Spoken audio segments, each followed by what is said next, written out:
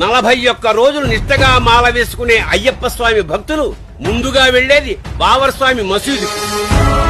మతం అంటే కలిపేది, విడదీసేది కాదు.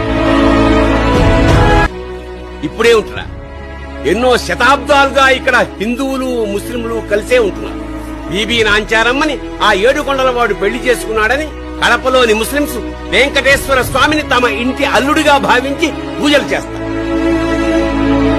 వేములవాడ శివాలయం లోపల ఒక దర్గా ఉంది.